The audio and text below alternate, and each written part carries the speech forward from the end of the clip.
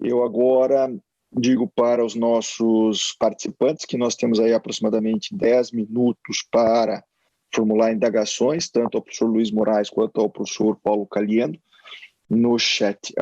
Alguém quer fazer indagações? Eu tenho uma aqui da professora Ilene, né, que me parece ser uma pergunta que cabe aos dois palestrantes nas suas respectivas falas. A pergunta é a seguinte, professores Luiz Moraes e professor Paulo Caliendo. A interconectividade em rede associada às tecnologias de informação e comunicação criou um cenário propício para as megametrópoles inteligentes sem privacidade. Como tutelar os direitos relacionados à privacidade? Me parece que para o professor Paulo Caliendo, o aspecto da tutela da privacidade fica restrito à parte tributária, e para o professor Luiz Moraes, se nessa supervisão bancária na área da informação, a privacidade dos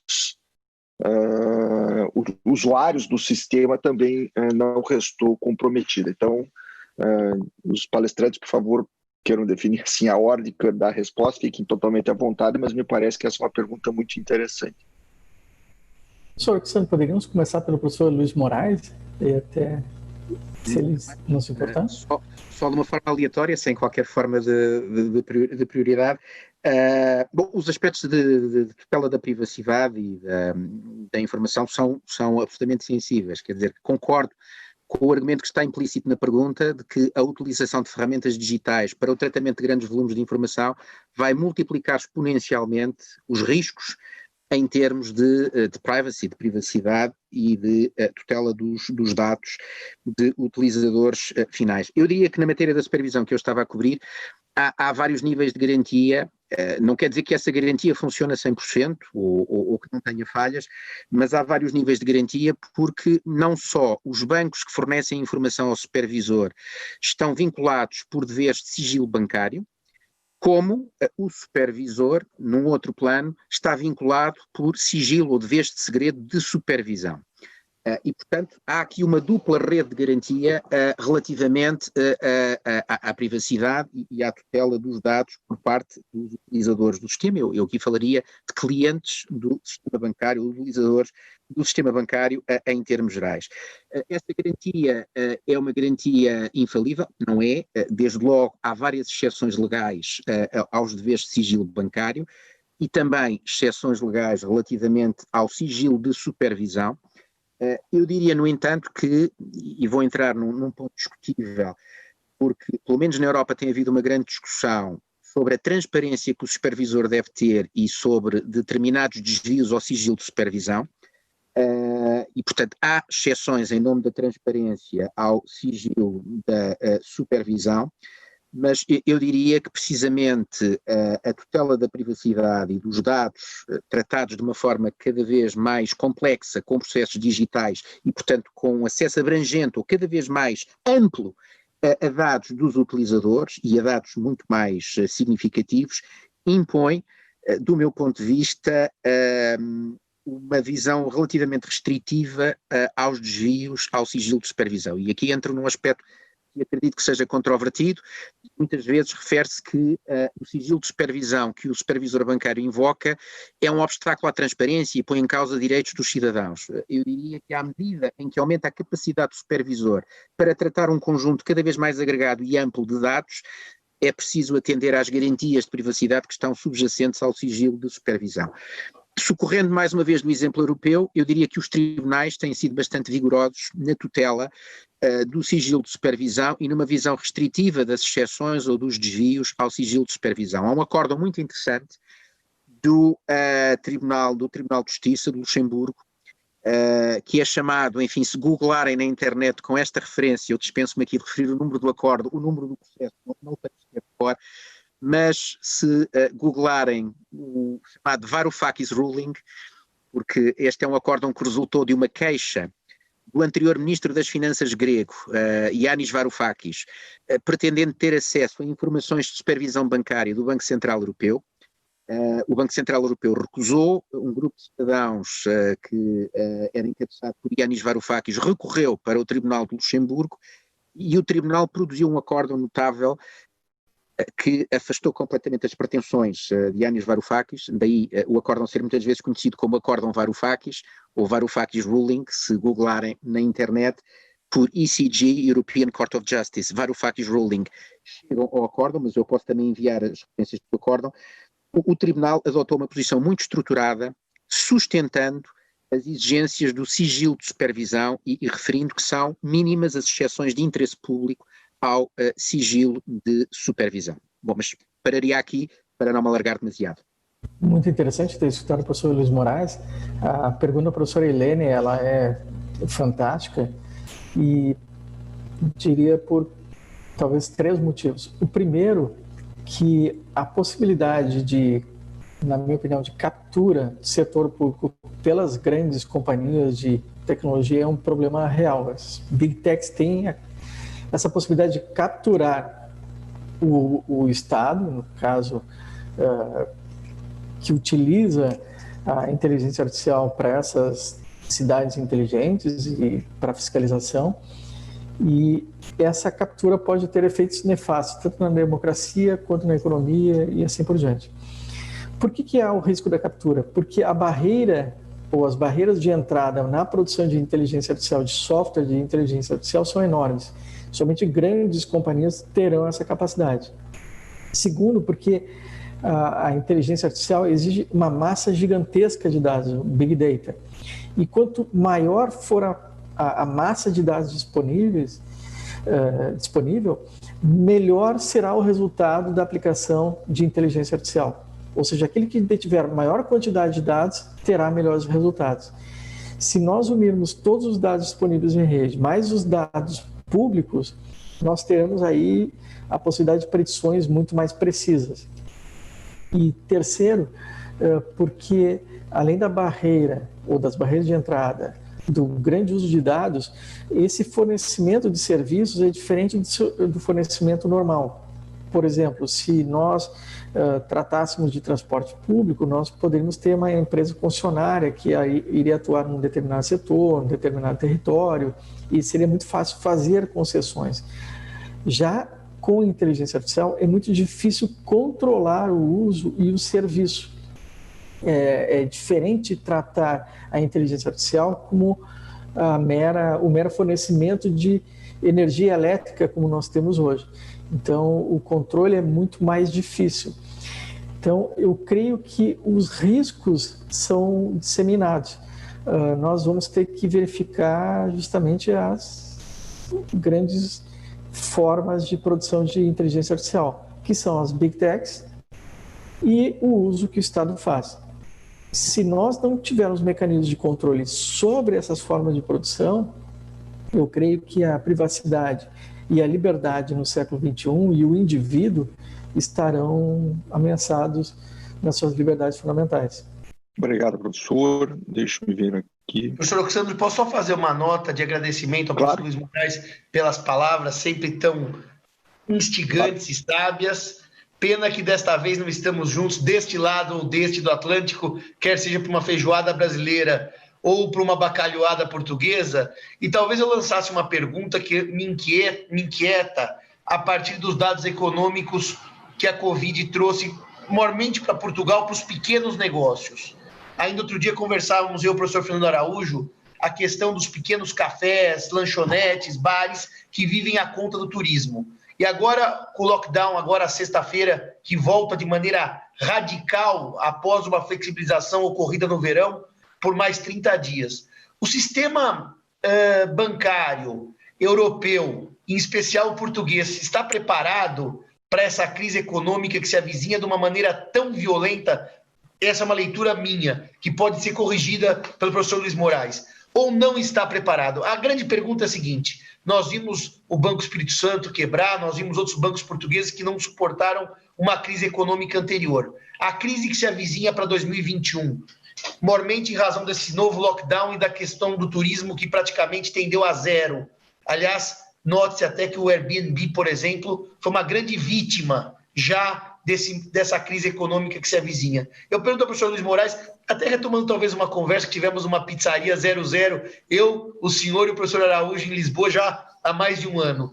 Como é que fica a situação bancária portuguesa com a falência ou quebra eventualmente de pequenos negócios? Professor Fernando Simão, muito obrigado, e recordo também com muito prazer e saudade esse convívio, e fica prometido, sem querer agora invadir os outros participantes com a nossa amizade e aspectos pessoais, fica prometido retomarmos presencialmente no 00 ou noutro sítio a nossa conversa. A sua pergunta é extremamente pertinente.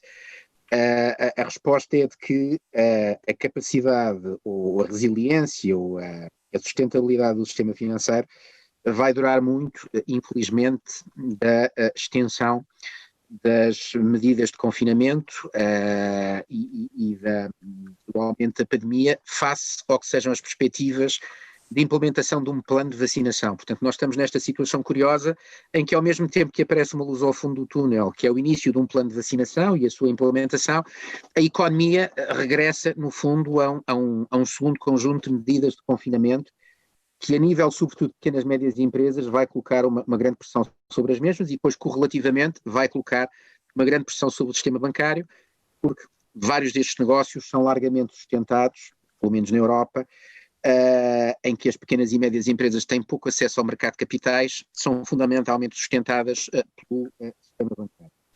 Bom, a sustentação tem sido feita muito através de um mecanismo que tem sido permitido pelo Banco Central Europeu e pela Autoridade Bancária Europeia, que é o mecanismo das chamadas moratórias, ou seja, permite-se, no fundo, atrasos nos pagamentos, e esses atrasos nos pagamentos, para todos os efeitos, em termos de supervisão, não são considerados créditos mal parados, ou NPLs, Non-Performing Loans.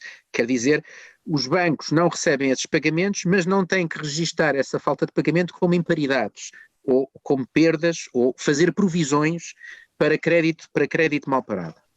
Agora, dito isto, as moratórias, que são de facto um instrumento jurídico que resulta desta crise Covid, funcionam transitoriamente e terão que ter também um prazo. No caso português, as moratórias foram prolongadas, salvo erro, até setembro de 2021. Em princípio, permitem uma rede de sustentação do sistema bancário e também dos pequenos negócios. Em relação a essa capacidade de sustentação, se as medidas de confinamento ou se a pandemia se alargar por um período considerável, aí entramos já num domínio que corresponde a um grande ponto de interrogação. Há, no entanto, outros mecanismos de salvaguarda ou de escapatória por parte do sistema financeiro e que envolvem muito, sem querer entrar agora em pontos de grande tecnicidade, mecanismos de enquadramento do crédito mal parado. Ou seja, se nós chegarmos a uma situação em que as moratórias não podem ser prolongadas e vem, de facto, a transformar-se em crédito mal parado, tem vindo a ser ensaiado no quadro europeu vários mecanismos para que os bancos possam comercializar esse crédito mal parado junto de sociedades veículo que vão, no fundo, emitir instrumentos financeiros relativamente a esse crédito mal parado. E fala-se até na possibilidade de desenvolver um mercado secundário de crédito mal parado no quadro europeu. E a última novidade, que tem vindo a ser discutida no quadro europeu, é a criação de um chamado Bad Bank europeu, ou seja, uma instituição europeia que vá centralizar compras de crédito mal parado e que contribua assim para um saneamento dos bancos que já não podem, no fundo, conceder mais moratórias aos seus clientes. Essa ideia já começou a ser discutida, o Parlamento Europeu está de resto a produzir alguns estudos sobre a possibilidade de criação de um chamado Bad Bank europeu, mas é uma proposta de grande sensibilidade política. A Alemanha reage muito mal à ideia de um Bad Bank europeu e algumas autoridades de supervisão europeias, mas obviamente são temas que estão na ordem do dia. Eu diria que as duas grandes respostas são uma, a mais imediata, as moratórias, e até ao momento elas estão a funcionar e permitem alguma base de sustentação às empresas e aos bancos que emprestam às empresas. Se as coisas se agravarem e essa rede de sustentação não funcionar, então eu penso que teremos que delinear e utilizar mecanismos inovadores e criativos de tratamento do crédito mal parado, como, de facto, a criação de um mercado secundário de crédito mal parado que permita aos bancos alienar a terceiros e a entidades especializadas as suas carteiras de crédito mal parado. Mas dito isto, o meu voto é que, quer em Portugal, quer na Europa, quer no Brasil, os planos de vacinação a partir de março e abril comecem a surtir efeito e nós comecemos a encontrar uma porta de saída desta situação em que nos encontramos. Portanto, não quero ser aqui o arauto da desgraça. A verdade é que se esta situação se prolongar do primeiro para o segundo semestre deste ano 2021, aí a minha resposta será muito mais no vermelho e muito crítica sobre a base de sustentação do sistema bancário. Mas estou a bater na madeira, na secretária, espero que não cheguemos lá. E só um comentário bastante jocoso, se seguirmos a linha do professor Fernando Araújo no Facebook a respeito da duração da vacinação em Portugal, é bem jocosa mesmo. Ela começa esse ano e acaba daqui a 5 outros, então nós teremos aí o lado talvez mais pesado da crise. Muito obrigado, professor, e sinto alento, pelo menos nessa primeira visão da sua resposta, como algo que a crise pode ter menos impactos do que maléficos do que imaginaríamos. Muito obrigado, e obrigado, professor Alexandro, por me permitir a interlocução. Muito obrigado. Eu não conhecia essa previsão no Facebook do professor Fernando Araújo. O meu voto é de que por uma vez, pelo menos, uma previsão do professor Fernando Araújo aí não acerte, por uma vez só. Professor Fernando Araújo, o senhor quer exercer o direito de resposta, por acaso,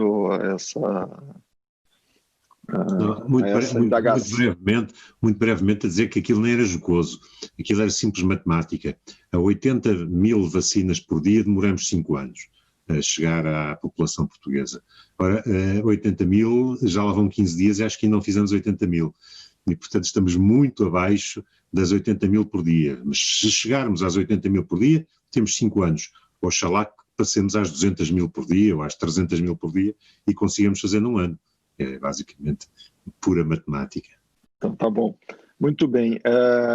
Feitas as perguntas e apresentadas as respostas, eu encerro formalmente aqui mais um dia do nosso evento de direito eletrônico, rigorosamente nosso prazo, agradecendo imensamente aos palestrantes pela brilhantismo das exposições e pela oportunidade que nos deram de refletir um pouquinho sobre essa sociedade da informação, a era da informação e seus impactos para todos nós. Feito isso, eu repasso a palavra ao coordenador, professor Fernando Araújo, para aqueles avisos finais. Professor Fernando, muito obrigado.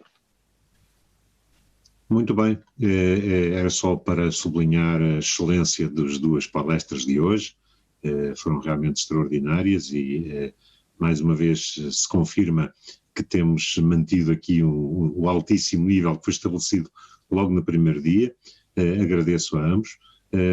E amanhã temos a professora Helene Patrícia Noronha e eu próprio, enfim, tinha que haver um momento mais fraco em toda a exposição, há de ser a forma como se remata. A professora Helene vai falar do choque pandémico e das fintech e eu falarei sobre baldios eletrónicos, portanto os commons eletrónicos. Só insisto sempre em ser o último a falar por uma razão também puramente eletrónica ou tecnológica, é que eu sou o único que tem um botão para encerrar este evento e portanto por uma questão de cortesia eu tenho que avisar que vou encerrar o evento e despedir-me de todos, voltando a agradecer aos palestrantes e a todos os que estiveram aqui presentes e marcando o encontro para amanhã à mesma hora.